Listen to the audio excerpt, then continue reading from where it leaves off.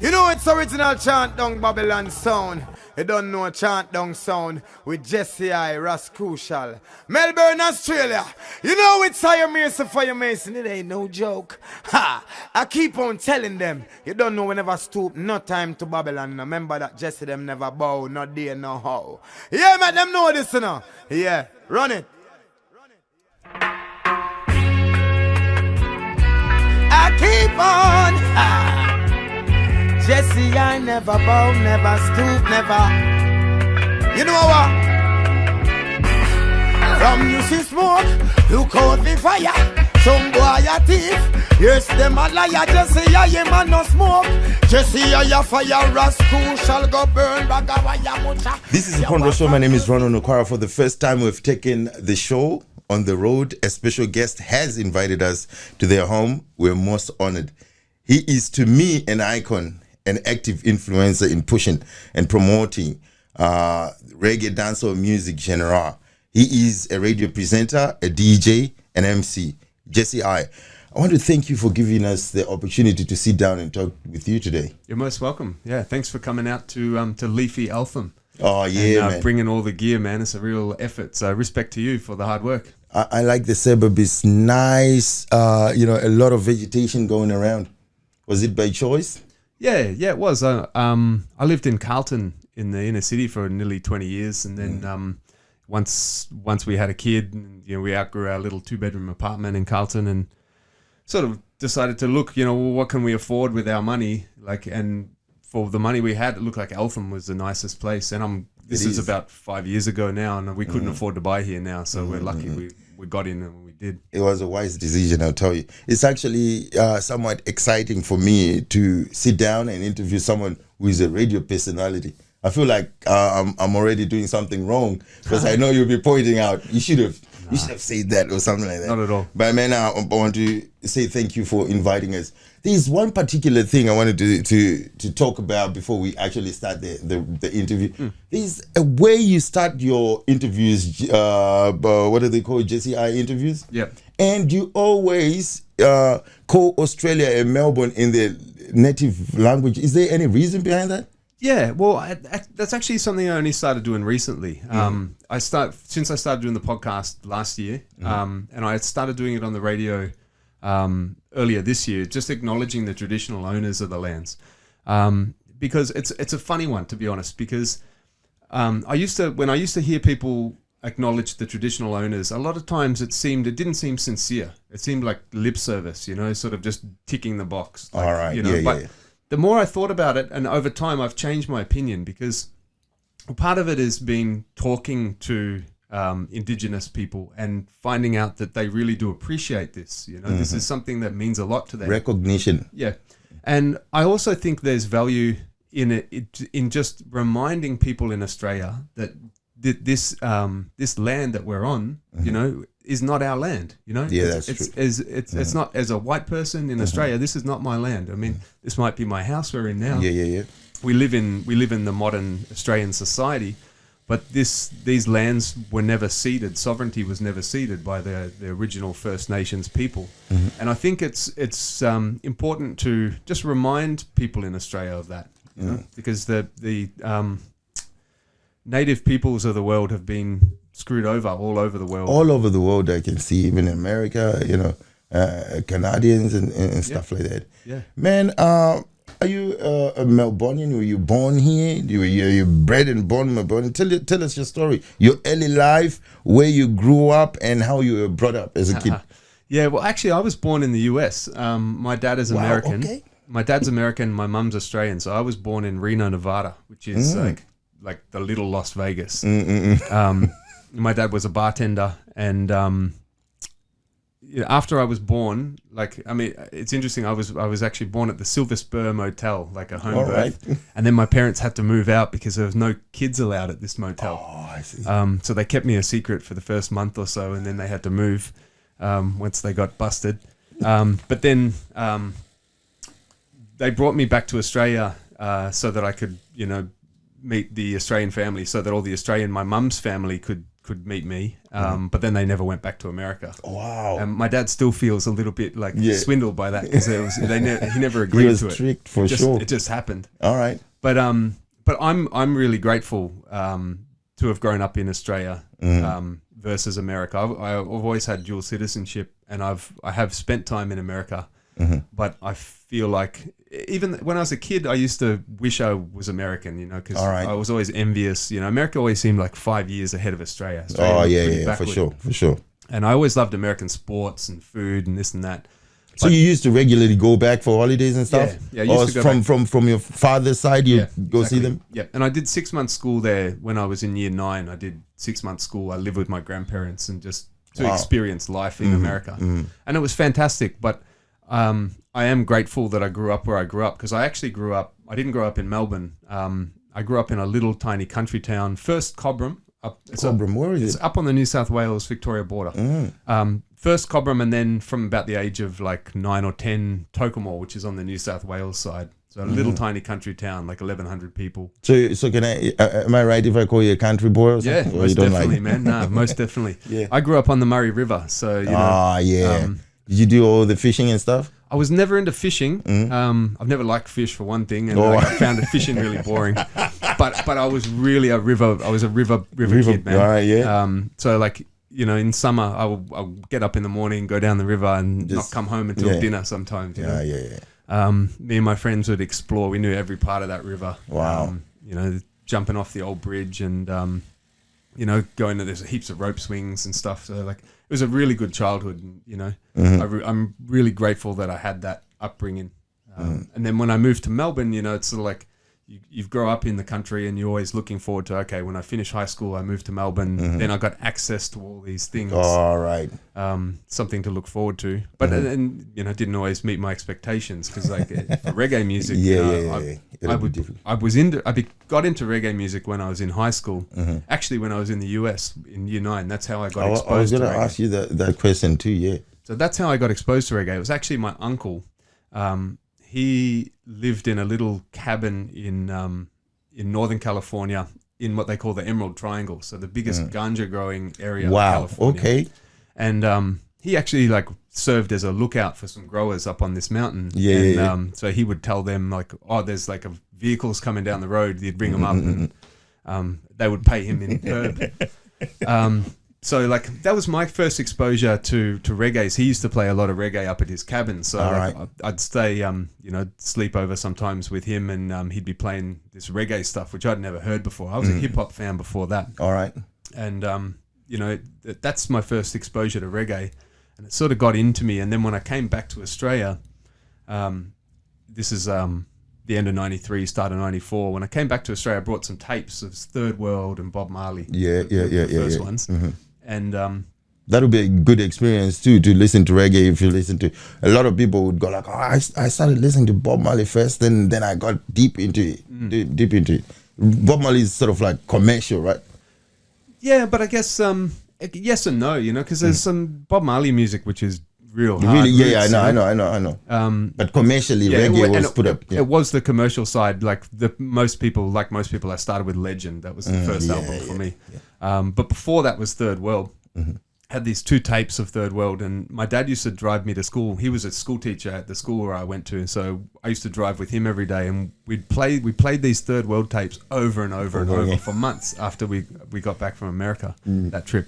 And then I got more and more into reggae, and I started exploring all the different artists. From there, it was like Burning Spear and Black Uhuru, that sort of stuff. And I got more and more into reggae, and I always thought when I moved to Melbourne, there's going to be all this reggae everywhere. And then I moved to Melbourne. I was really disappointed. Was quiet. Yeah, there was not much happening at all. This is back. I moved to Melbourne in 1997, and there wasn't much happening back then. Were you disappointed? Yeah, I was. How difficult was it then to find? Because nowadays it's easier. You can just press the button and download. How difficult was it to find records and stuff at that time? Yeah, it was pretty hard. You know, considering the reggae was dead. Yeah, it was a different world back then, pre-internet. I mean, the internet existed, but we didn't have it. We weren't walking around with phones and internet in our pocket. So when I first moved to Melbourne, you know, I had this hunger for reggae music. I was just so hungry. By then, I pretty much stopped listening to. I mean, I liked hip hop still, but I was not really paying much attention to hip hop. I was looking for reggae music, and the way I learned the city is actually by taking public transport out to every secondhand record shop. I remember looking at the yellow pages and like finding all the secondhand record shops. And then I'll get on a train to Williamstown and go to the record shop. I'll get on a train to Dandenong and go to the record shops there. Wow. So I hit every, like, all over the city, Blackburn, Clayton, all these different places that had a secondhand record shop. I would go out there on the public transport. But would you find the music you like? But I wouldn't always find something, but often I would. And back then, secondhand vinyl records weren't that expensive because that's when a lot of people were selling their stuff to buy CDs. Exactly. Funnily enough, now CDs are worthless, but vinyl's still worth money. Vinyls are expensive. I went to JB Hi-Fi the other day. Yeah. They're making money out of it. Yeah, totally. Especially the original ones, the old ones. But back then it wasn't so bad. So like I didn't have much money. That was the other thing, you know. I was working. Were you a student then? Yeah, I was a student. So I studied media studies at RMIT. Oh, beautiful.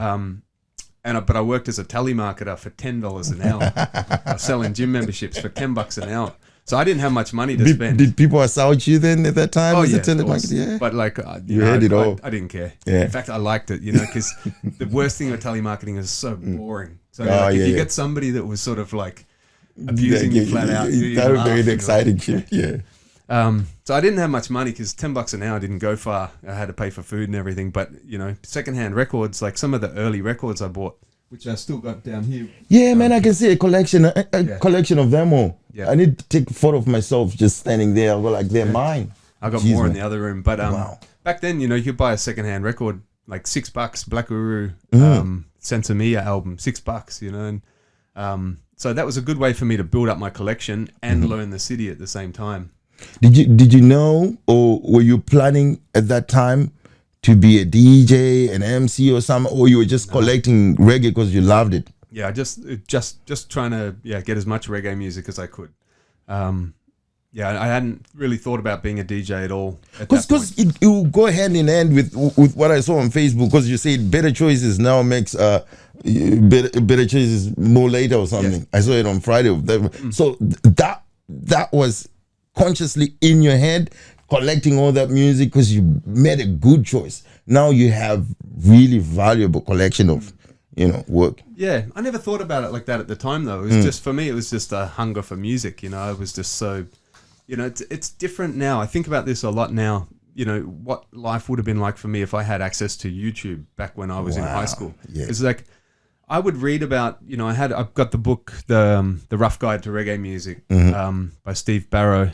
I forget the other author's name, but you know, I'd be reading this book and reading about these records, and I'd think, wow, you know, what does it sound like? You know, now you can get on Spotify or YouTube and you can listen and you can hear exactly what they're talking about. But back then it would be like, I got to how can I find this record?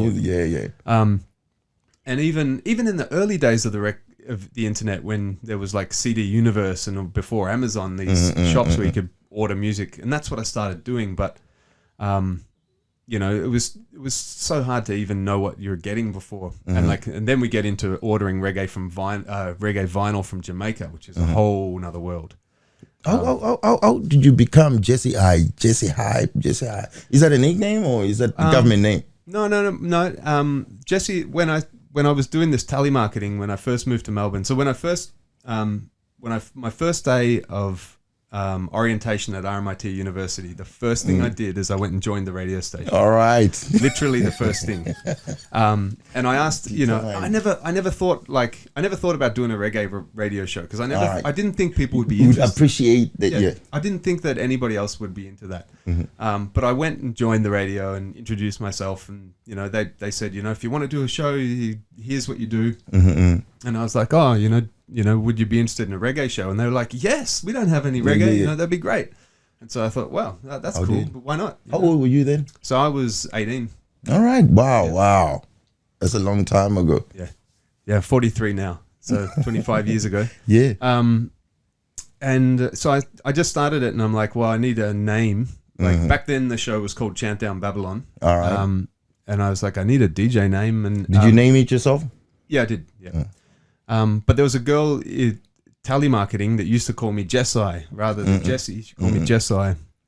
And I thought, I kind of like that. Like, I wouldn't call myself Jessai. I'll keep the Jesse, but add the I to the end.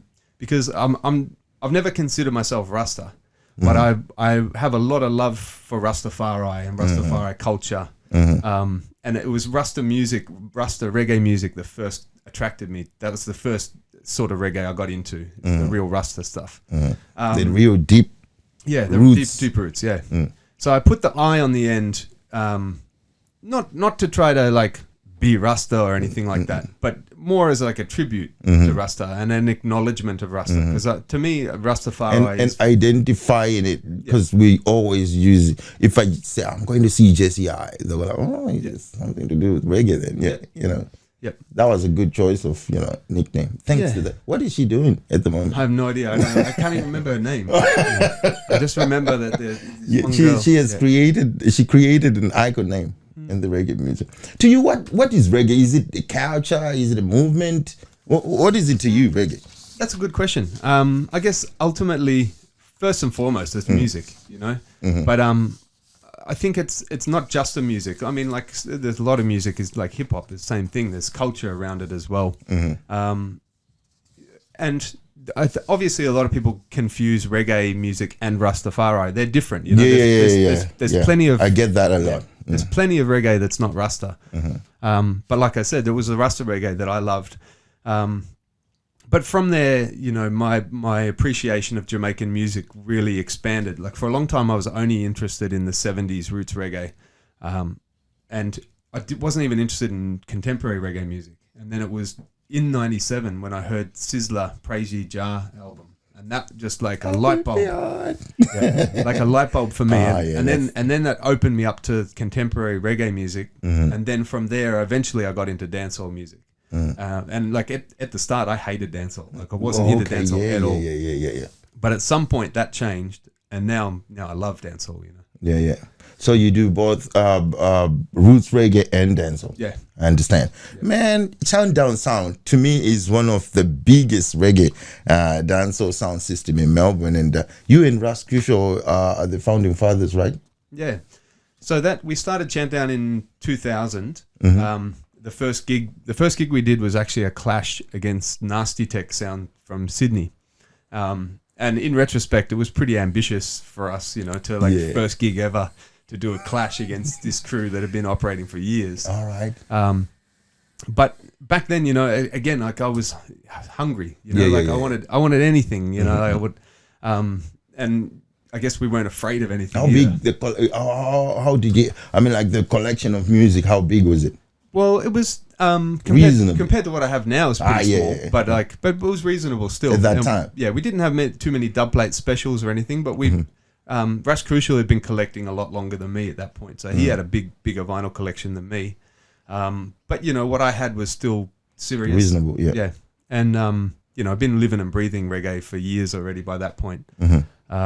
So that, and we actually won that clash. That was how at did Revolver. you meet Ras Crucial to come up with Down? Well, so I started on PBS. So the radio show I started on student radio at RMIT. Yeah, so I at the Down Babylon there. Yeah. And I did that. That was called SRA FM, and that's what became Sin FM for people that know Sin FM. FM. Okay. Which is another story. I was the first station manager of Sin FM, and founding father of Sin FM. Yeah. But that's a whole nother story. With Chant Down. So at Chant Down Babylon radio show, after a year or two on SRA FM, I moved to PBS, and I was in the Monday midnight to 2 a.m. time slot. And one of the first people that subscribed to the program after I started doing that time slot was Ras Crucial. Oh, I see. And I remember the reason I remembered him is because he requested an artist called Ja Law. And I reckon there wouldn't be too many people listening who would know who Ja Law is. I don't even know him. No, most people wouldn't know him. Most Jamaicans would have never heard of him. He was just an obscure artist that did a handful of tunes, but they were wicked. So I remember him ringing up, like, this guy wants to hear Ja Law. Like, that's cool, And then I met him this one night. It was a Mad Professor after party or pre-party or something. And I met him there, and it's like I'd met other people in the reggae scene in Melbourne, All right. but he was the first one that really clicked and had the same love of Rastafari that I had. All right. You know, like, and he was Rasta. You know, He's still. and not just like a surface level thing, you know, not just the fashion and style, dreadlocks and weed and stuff, but like he knew about Haile Selassie, he knew the traditions and culture of Rastafari. So, you know, he was like a kindred spirit, and we became good friends from early.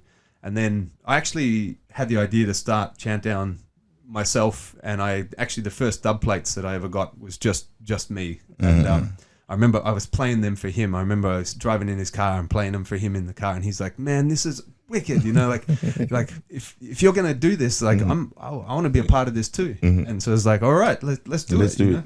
Ras Crucial and Jesse I, Chant Down Sound, and that's how it was born from there. So we were never like trying to be a sound system. That's a really loaded term now, and we've got to be careful with it, because we've never been and have never set out to be a sound system in the traditional speaker box sense. We're not setting up amps and speakers and sound systems like Hardicle Hi-Fi and Adrian's Wall and all these massive big house these sound systems. We were coming from the like more contemporary sound clash idea of sound, where it's not so much about the actual sound system as about the delivery, the sound system style. More dub plates and MC chatting and playing the music in that, rather than having the whole like, you know. Yeah, and that's created some issues over the years, because you know, like or people would say it's not a sound system. Yeah. Depending on particularly where they come from, because if anybody coming from the UK, which has such a big, strong sound system culture, they would be expecting, if they see on a flyer Chant Down Sound System, they're expecting a certain thing. And we were careful for more fire for all our parties. We always made sure there was a really good sound system. Yeah, for sure. We're not just playing on any crappy PA. But at the same time, we were never bringing our own speaker boxes. So you're saying there'll be people who will be judgmental about what you're doing, yeah? Yeah, definitely. And I understand that now. I understand that now because I know how much work goes into sound system. All right, building a sound system. It's a different thing, and that culture has increased dramatically in the last 20 years as well. In Melbourne? In Melbourne and around the world. Wow. But definitely in Melbourne. Yeah, we've gone from like no sound systems to like a whole heap in 20 years. Oh, so there are heaps of them, yeah? Yeah, there are now. There's heaps now. Too many for me to even mention. Yeah. But in the early days, you know, it was sort of like trying to explain, well, this is what we're doing, and like we're not trying to be Jar Shaka and these big. We're trying to be like Mighty Crown and Matterhorn and all these like, you know, these sound clash sounds. Exactly, yeah. But that's a thing, you know, with reggae music. There's a lot of terms that have changed meaning over the years, like dub plate. The term dub plate, you know, that comes from the original acetate plates, where they would like, cut a one-off record, and like in the early days of my trips to Jamaica, I used to do a lot of those. That's why they're called dub plates, because they're the actual acetate where it's cut in to the acetate, and then you play that on a turntable. It's not vinyl; it's actually like heavy. It's like a piece of metal with a lacquer over the top. All right, I didn't know. I've learned something new today. I'll have to go. I can show you one after. But we'll take a photo and put it on when you're talking. Yeah.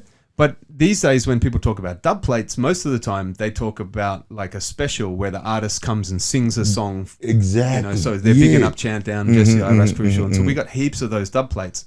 And that's just an example of where the term has changed its meaning. Over time, yeah.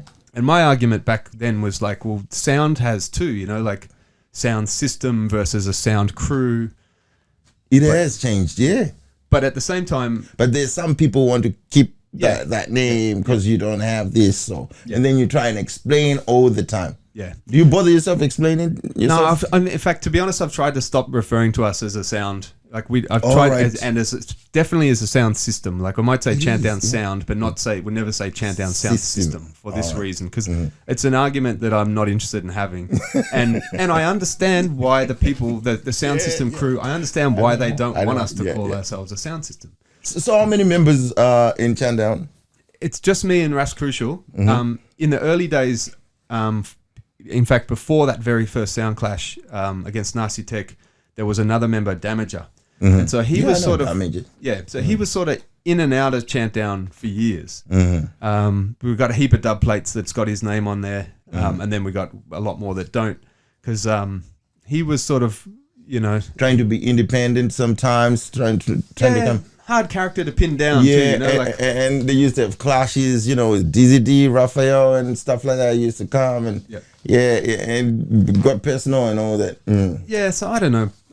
Damager, I haven't seen him for a long time. Years, I don't remember. Yeah. So he was like the third member of Chant Down, but on and off. He was never like always apart like me and Master. Yeah.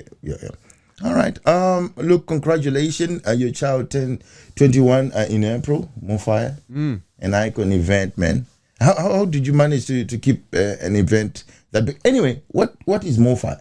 So More Fire, you know, this is actually getting back to what I said earlier about when I first moved to Melbourne in 1997, and I was disappointed with the reggae scene here. Yeah. So I remember going to gigs back then. Were there reggae gigs? There was some reggae gigs on, but you know, like the first one I remember going to was I'm not going to say the DJ's name, but he was playing like, you know, real commercial Maxi Priest and Shaggy and everything. And this was in 1997. And I remember going up and I said, "Do you have any like Sizzler or Buju Banton or Capleton?" And they were the biggest artists in Jamaican music back then. They were huge. And he looked at me like, are you crazy? And like, you know, he just like brushed me off. And I remember thinking, all right, well, if he's not playing that kind of music and nobody else is, then no, I got to do it. Yeah. And that's when I started, you know, collecting Jamaican 45s and then met Ras Crucial soon after that. And it's like, all right, here's another guy into the same music as me. Yeah. And we used to play, back before More Fire started, we used to play Saturday afternoons at Revolver upstairs on Chapel Street. And that was awesome. You know, that was the beginning of my DJing career. We used to play there every Saturday. And how difficult was it to find that venue, Revolver? Well, I didn't start that. There was actually a crew when I first moved to Melbourne. There was a crew started up a thing. There was a guy, Brian May, and this DJ Sam G, and Ernest Dubious. They were running the Saturday reggae thing there already. And my first ever DJ gig, I was a guest of them. All right. That was the first time, and I remember like. I can't even remember what it was, the hourly rate. It was a lot less than most DJ places. But I remember thinking like, you know, like maybe it was $25 an hour. And I remember thinking like, I'm getting paid $25 and free beer to play reggae music. Like, this is too good to be true. Yeah. So you kept on going there? Yeah. So like anytime like I had because I never ever, I was already on radio then. I already started the radio, but that's voluntary. You were doing both PBS and the uni one? No, I wasn't doing PBS just then. It was just uni. Okay. So the radio I've done has always been voluntary. I never get paid. Same for PBS. It's all voluntary. So the idea of like getting paid money to play reggae, that never even occurred to me because I'd never thought about being a club DJ. But I thought this is amazing. And then after a while, they decided they didn't want to do that Saturday anymore. I can't remember how it went down, but it expanded and became a collective more of the DJs that played there.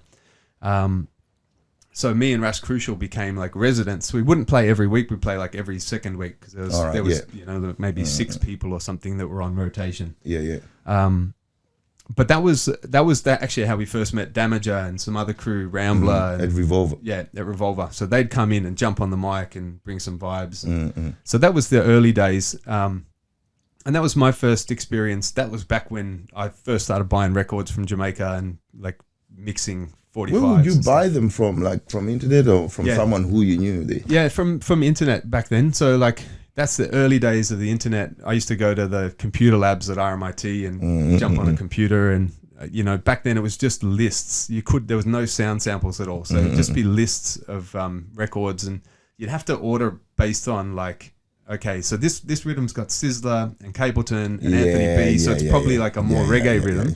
Whereas this one's got Bounty Killer and Elephant Man and Beanie Man, like it's more dancehall. And so it would just be like educated guesses. And that was that's a whole other thing. But yeah, getting back to Revolver. So we started there, and then after a while, we did this. We decided to start Chant Down, and we did this sound clash against Nasty Tech, and then we did that at Revolver. But that was like a nighttime. That was like a Friday night gig. So Was it More Fire then already? no, or it not wasn't. yet? That was just a clash. But then after that, like some politics went down with the crew from the whole Saturday, and me and Ras Crucial stopped getting any sets. Yeah. So we sort of got like, and I don't know if that was because we did this sound clash and we didn't involve all of them. All right. But you know, the sound clash was just because we'd formed Chant Down. We wanted to do this clash against this crew from Sydney, Nasty Tech. And Nasty Tech, I got to pay respect to them because they gave us a lot of guidance and they were like mentors to us back in those early days. But anyway, we sort of got squeezed out of the Saturday afternoon thing at Revolver, and that's when we thought, okay, again, we got to do our own thing. I'd done a gig at this venue, Deep 11, it was called back then, in the Mercat Cross, underneath the Vic Market. So I already knew the guy that ran the place, and I just approached him about doing a reggae party, like a Saturday night reggae party. So back then, most reggae things were like Sunday afternoon chill sessions, or the Saturday afternoon at Revolver. It wasn't often that there would be a reggae night in a nightclub in prime time, like Saturday night. Because there won't be a following. But they gave us a chance, and you know, we promoted it as well as we could, mentioned it on the radio and everything, and it was a success. They were happy. Do you know what we call Deep 11 in Zimbabwe? Chigomba. So we were like, oh, let's go Chigomba. Means you're going underground. Yeah. So we were like, oh, let's what's going on? We go like, Jesse is there. Where? Chigomba. Cool. So that, I mean, and really, like, More Fire was amazing. So is that where More Fire started at Deep 11? Yeah, it was always there. Yeah. So the Deep 11 is the spiritual home, and More Fire will always be, and there will never be a gig as good as some of the gigs down there. I don't think that will ever be replicated. Part of that is the no smoking laws. You can never have the atmosphere we had back then. That's what I wanted to say. Everyone used to just light up. You know, everyone would do whatever. So you'd walk down the stairs, like, you know, some nights you walk down the stairs and you hit a cloud of smoke, like a literal cloud of smoke, before you even get to the bottom of the stairs. And then you walk in and it's this dark room full of smoke. And the sound system in there was always wicked. Beautiful. Yeah. So like those, for me, those are the glory days. So did you get residents there? Yeah, so we were once a month. Because you kind of moved around. So we were once a month. Yeah, we were once a month from April 2001 until I think it was 97 or 1997, 2007 or 2006. It was like 5 or 6 years, and then the Mercat Cross Hotel closed down. So Deep 11 closed down. Yeah. And so then we went to Brown Alley, and we were there for 2 years. So we must have been there 2007 and 2008. Then that's when the anti-smoking laws came in. And it changed the culture of the party a little bit. It did. But the numbers were still huge back then at Brown Alley. We're getting like 300 or 400 people every time. So it was really good. But after the anti-smoking laws, they started making people go out to smoke. And so then we'd find like whole groups would leave the club, you know, and like go and smoke, and they might be out there for like half an hour, and you know, so it started to have an effect on the dance floor. Yeah. And we thought we need to move to a smaller venue, so like when people leave to smoke, it doesn't, you don't notice. And we went to Miss Libertine, and we were there for a year, so that was like 2009, and then July 2009 we went. The Deep 11 or the Mercat Cross had reopened. So we got in contact and we said, hey, we used to do this party. And they knew the party from then, and they were like, sure. So we went back there, and we were there until that place closed down. So we were there from 2009 until they closed down again, and now that's been demolished and turned into a car park or whatever. Oh, I see. Yeah, it's been redeveloped. That's why people are complaining about car parks being put inside. It was on radio. Yeah. Okay. So that, when was that? It was like 2017, maybe like 2017. I think maybe that was January would have been the last one. So you went back to, and so then after that we were kind of homeless, and then it was like, we went to this other place, New Guernica. We did 2 parties there, and they were wicked. They were really good. But then they moved to they had a Saturday residency, there's going to be the same thing every All Saturday. right, So yeah, they yeah, didn't yeah. have any more room for like monthly promoters. Yeah. And then we hit like, I would say like the low point in the history of Morefire, which Yeah, was yeah, when we yeah. went to Bar 420 in the city, and the vibe just wasn't right. Mm-hmm. We were there for like a year or so. You know, we sort of gave it a good try, and we brought in Solidarity Sound So System. what to kept add you to the vibe. going when you're in? Because sometimes when you get, I do that. You know, I do podcasting and stuff. So sometimes I get too low. I don't record for a while, and people go, "So what's going on with the podcast? You didn't record for like." Because every week I try and put something out, Yeah. and I haven't been recording since probably July or something. Okay. So this one is the first one. Thanks for inviting me again. Yeah. Well, look, yeah. So, I didn't- what about Ras Crucial? What was he doing? Did at some point Chan Down feel like it was dismantled? no, we've never stopped. That's the thing. All right. Because it had been such a thing. Like, to be honest, like I've built my whole life around Morefire, because over Yeah. 20 years of Yeah. Morefire, the amount of like family 21st or this and that where I couldn't go because you were dedicated. committed Yeah. to this, and like even traveling overseas, like I missed some Morefires here and there. Like we took a month off when I go to Jamaica or anything, but it's like only for something like that. It's real important. Business. Yeah. So that's the thing. Like we just didn't want to stop. Like we've done this forever. This is what we do. We didn't want to stop, and we have some real loyal followers that have hardly missed any more fires. There's an old dude that when I came in 2003. And Father Charles. Oh yeah, man, he's always there supporting. Is he still around? Yeah, man. Because I haven't been going out for years now, probably 3-4 years or something. Yeah. No, he's there. He's one of the first to come, one of the last to leave. Yeah. He's he's an amazing supporter. And there's other people like him that are less noticeable too. Yeah. I They're mean, just like if quietly I there see in the background. photos, I was like, I've been seeing them. Yeah. And so a lot of those people sort of kept us going, like particularly in the last few years. Now that I'm a dad and just got other things going on, they're the ones that are sort of like, nah, man, you got to keep going. You can't stop now. I've got people like that. Yeah. But then I must say, with Bar 420, like the numbers, that's when the numbers dropped off, and it wasn't, all of a sudden for the first time in the history, it wasn't like a success every time. Like it was always there good were always vibes, ups and but downs. like we had some gigs where we pay all the guest DJs, but we don't make anything for ourselves. Exactly, yeah. Which is fine when you're that sort of thing. Doing it for the love is fine when you're in your 20s, but when you got a family and it becomes thing. very difficult. Yeah. I understand. So that what we did then is for the first time, instead of being every month, we went like bi-monthly, and we scaled it back a little bit. But then we moved to this other place, Woody's, and it picked up again. All right, Because it was a better venue, better vibe. But then sadly, the pandemic came in. Yeah. And then even then, like April of this year, we had the 20-year celebration, and that was an amazing party. It was wicked. And I was feeling really good about continuing at Woody's, but then it got sold.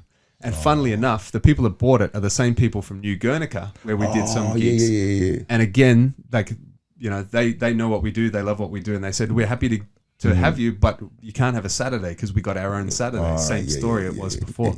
So we've always been a Saturday night party. So well, at this point, we're just sort of chilling and waiting to see what happens. Waiting but to see. I'm happy to take my time because I hit the 20-year mark, and I feel like now I've earned a bit of a rest. Yeah, exactly. And also, I mean, like the pandemic itself has actually given people time to just relax, take a breather, and then go back to recording. Man, you have been at PBS, Babylon Burning every Saturday, 5 to 7, and also on Community Radio Network Fridays at 10.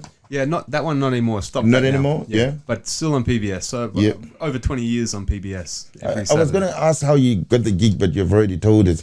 The person you took over from, where are they now? Yeah, so when I first started, there used to be a program called Ragga Roots and Dub with Jar Lloyd on the Monday midnight to 2 a.m. spot. So he's the one that got me started on PBS. I used to come and this is back when I lived in Carlton. I used to ride my bike, and the studio was in St Kilda. I didn't have a car, so I'd ride my bike, midnight on a Monday night from Carlton to St Kilda, and I would do he gave me the second hour of his program, so like 1 to 2 a.m. And I would play, the music, and and I was bringing in new Jamaican music. I remember, I'll never forget actually the first time that I showed him this CD I just got in the mail, which had like New Sizzler and Norris Man and these sort of guys. And he looked at it, and I remember him going, "Jesse, I'm not sure the people are ready for this yet." I remember thinking like, we got to. This is a show for it. If you never play it, exactly. That's the show for it. But he did let me play that. He did let me do what I wanted, and he let me do my thing, and I did that for a while, and then he left. I think he left Australia quite abruptly. So I got a call from PBS like, "Hey, you want to take over the time slot?" I was like, "Yeah, for sure." Because you do a good job there, a really good job. Thanks, man. I was listening to you yesterday anyway, and you still give props to Russ Crucial for sending a new song. So Russ Crucial is really good, because you said you still remember Russ Crucial from for requesting some song, and you're like, oh yeah.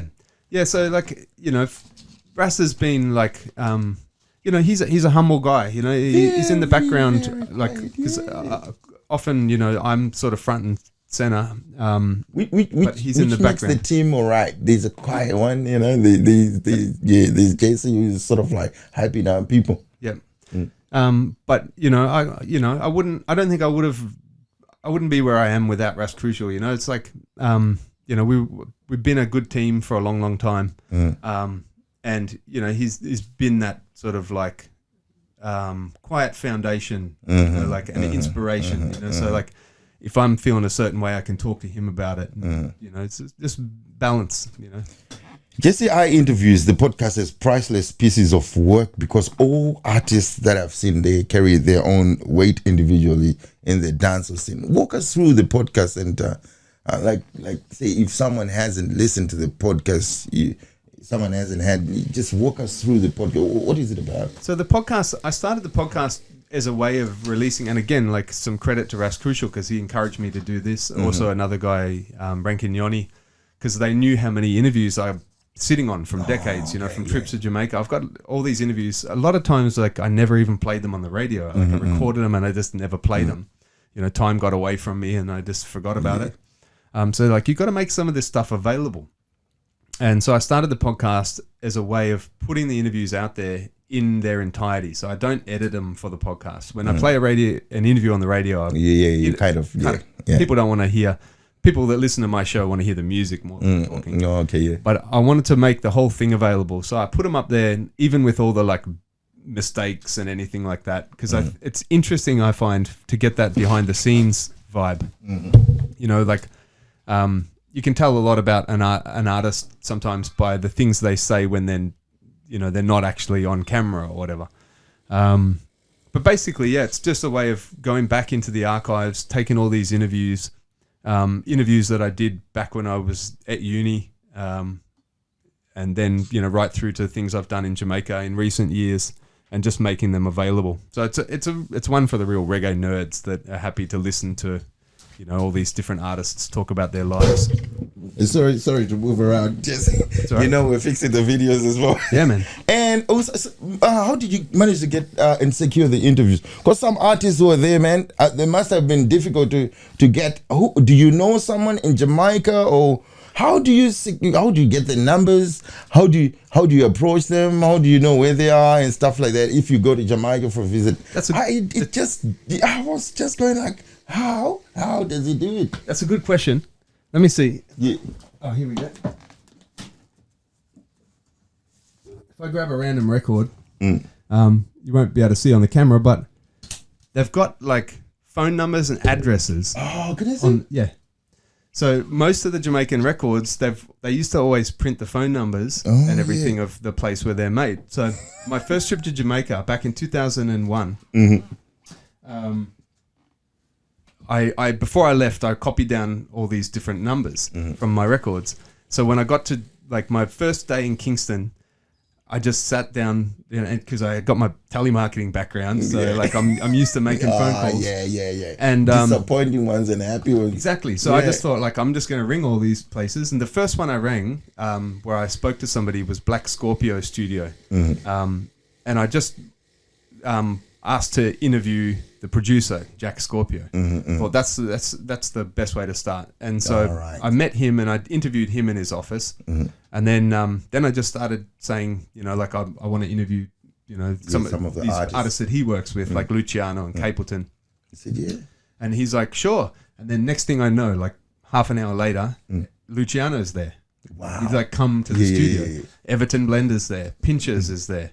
All these artists that just came in because you know, there's some guy from Australia doing interviews. And back then, you know, the world wasn't as global back then. You know, obviously before social media and like, so a lot of times, you know, these days Australians in Jamaica aren't uncommon at all because there's even the dancehall scene. There's the dancehall queens go there and dance and do dance classes and this and that. But back then, you know, there weren't too many people from Australia, you know, going to Kingston. Like there might be Australian tourists going to Jamaica, but they're not going to Kingston, not going to the studios. So it was exciting and exotic for them to have somebody from Australia. And all the Jamaicans are looking for opportunity too, you know. That's one thing. That's true. You know, people should know. Yeah, the work ethic of these Jamaican artists is inspirational. They're so hardworking. If there's an opportunity to do something, they do it. Even when artists like Luciano and Capleton that had made it, you know, they're big names, but they're not going to let opportunity pass them by. Yeah.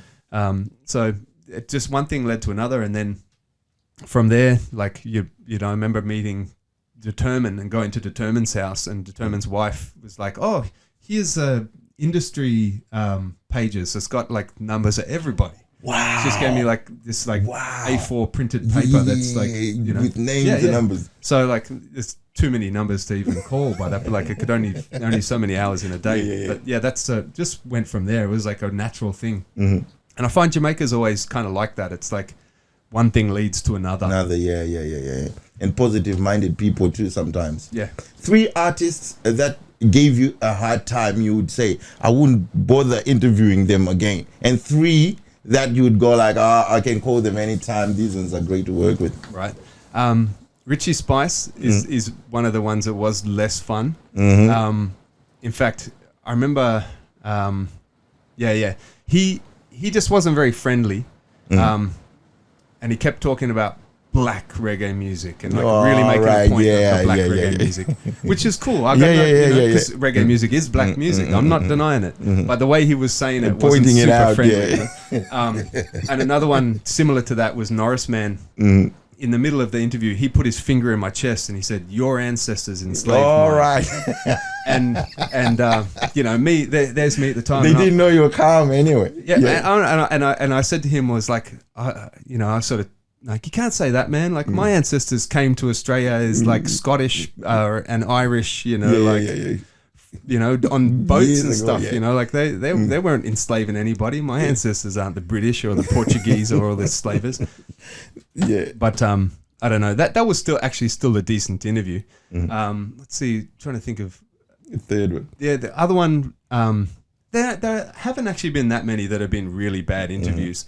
But I'm thinking of the ones that stick out as thorny. Another one is Taurus Riley. And it just because, you know, like I asked him a question. I'm like, as a Rasta artist, well, blah, blah, blah, whatever the question was. And he goes, so why you call me a Rasta artist? You know, you wouldn't call like Justin Bieber a Christian artist or whatever. Like, you know, why you calling me a Rasta artist? And I was like, I don't know what I said at the time. I didn't say much because it sort of like got me off guard. But afterwards I was thinking like, well, yeah, if Justin Bieber started his songs by saying, Jesus Christ, Jesus Christ. Exactly. Like, because Taurus Riley's got songs where he'll start and say Rastafari or sing Rastafari or Selassie.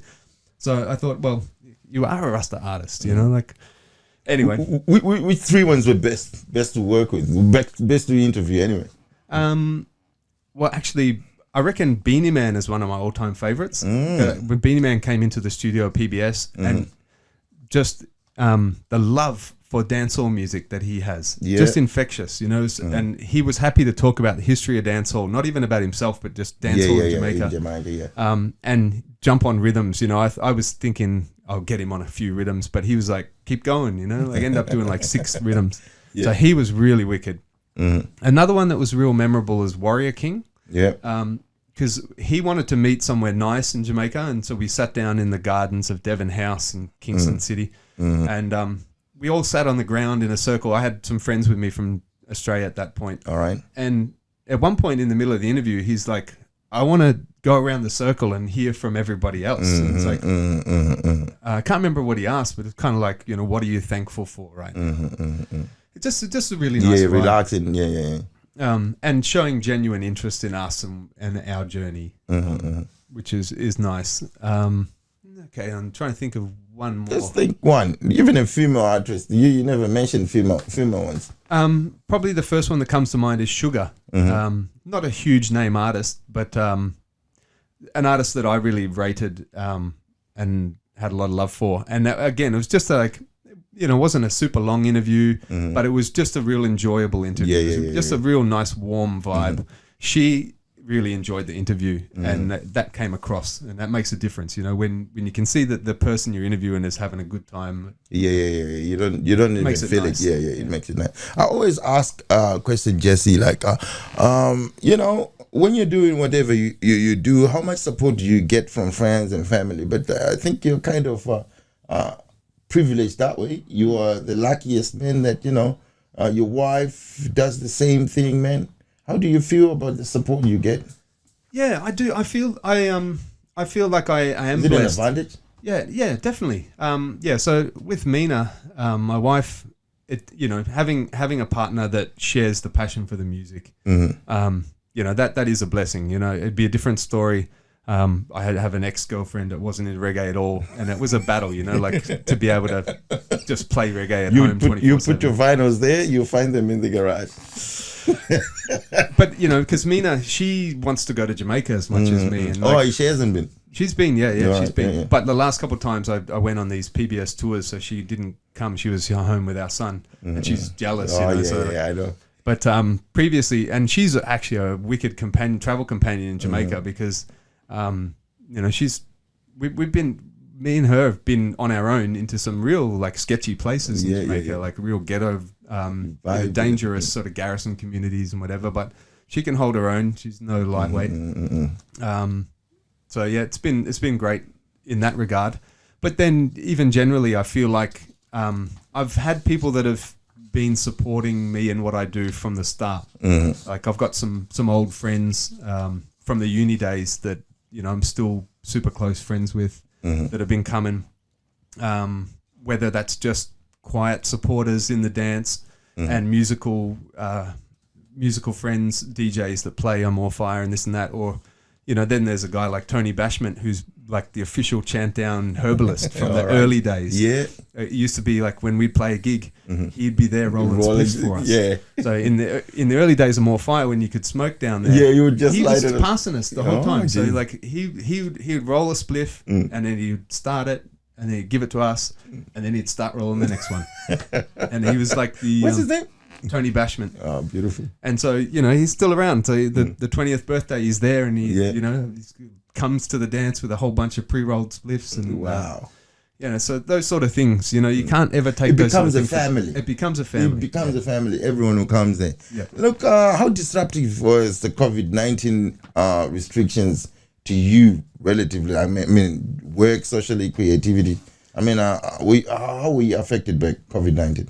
Yeah, well, to be honest, obviously, like musically, everything shut down. But I was lucky having the radio show. I still had an outlet. Yeah. The radio show, I never enjoyed it as much in the 20-something years I've been on the radio. I never enjoyed as much as during lockdown because there's an excuse to leave the house. Yeah, exactly. Like I was able to broadcast from the studio and connect with people. You know, the text line on the radio is never as busy as during lockdown because people are what else they're going to do? Just at home. Yeah. Yeah. And it obviously meant a lot to people during lockdown too, because it's like a lifeline to community and the music itself. So I was really lucky in that regard. It was good for me in some ways as well. That's when I started the podcast, a bit of extra time and think about, you know, okay, well, finally this thing I've been thinking about doing for 5 years now, I'm going to do it. And so, you know, for me, overall, I think it was a positive thing, you know. Behind the scenes, we were talking, you started doing gym and stuff like that. Yeah, so yeah. Yeah, so that's why I say it was good for me in different ways because, you know, I've been DJing for decades, late night club DJing, You know, on a night of More Fire, I'm not getting home till 6 in the morning. Yeah. Doing that every month. That's just More Fire. Like, and then there's all these other gigs. Yeah. So it's taken a toll on me over the years. And so during lockdown, without doing that, I was able to start going to bed earlier, eating better, doing more exercise. So it's been a really good positive thing for me.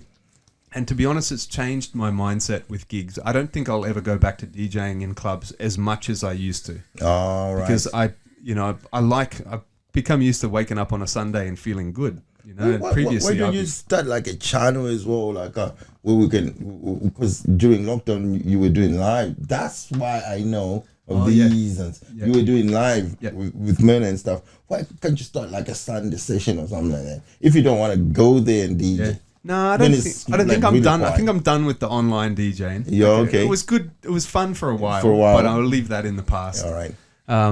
But maybe the answer is more daytime things that are kid friendly. You know, like where you know, the quiet things where people can bring their kids and just relax there. It doesn't have to be an all night thing. Road to reopening, we can see that restrictions are getting eased, you know that, and slowly, but we'll get there anyway. I mean, like, it'll eventually open and stuff like that. But what is your schedule like at the moment with More Fire events and other events, shows and appearance? Yeah, so More Fire is just on the back burner at the moment. We're not actively looking for a new venue. Just not for any particular reason, just laziness more than anything, complacency. But the gigs have started sort of coming back in. You know, there's a few different things coming up, but at the moment I'm not committing to anything regularly, just doing the one-off things here and there. So Pull Up Selector coming up soon with DJ Pitt, and Stick Maribo's got the Reggae-Dancehall Explosion coming up. And then there's a few other things I do. I actually DJ for a Muay Thai promoter. So like, all right, you know, I've got some big fight gigs coming up, which is totally different, but it's a fun gig that I like to do. And then, you know, next year will be Bob Marley Birthday Bash in February. You know, I know things once the ball gets rolling, you know, it's going to pick up speed.